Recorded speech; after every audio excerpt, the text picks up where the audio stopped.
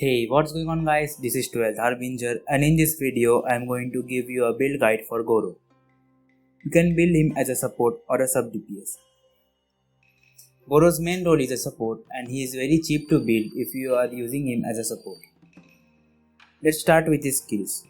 Goro's main support capability comes from his elemental skill and that depends on how many Geo character you have in your party. If you have only one Geo character, you will get defense bonus. If you have 2 Geo characters, you will get increased resistance to interruption. And for 3 characters, you will get 15% Geo damage bonus.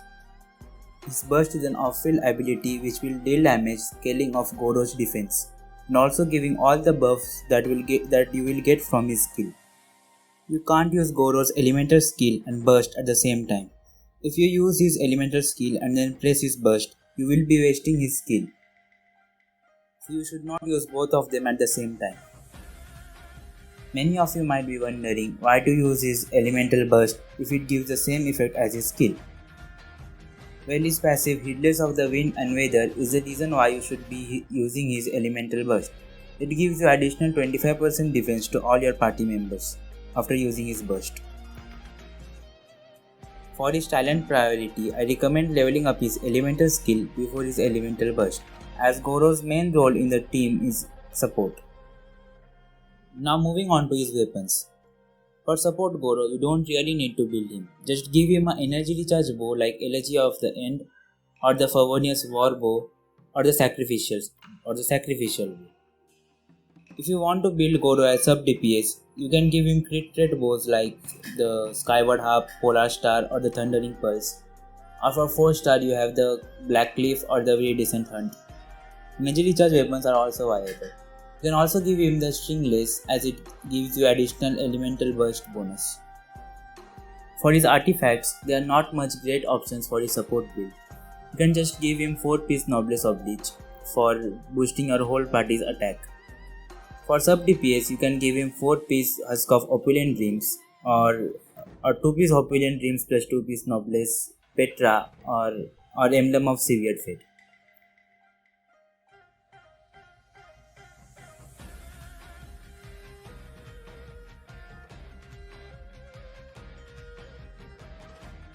Now moving on to his constellations.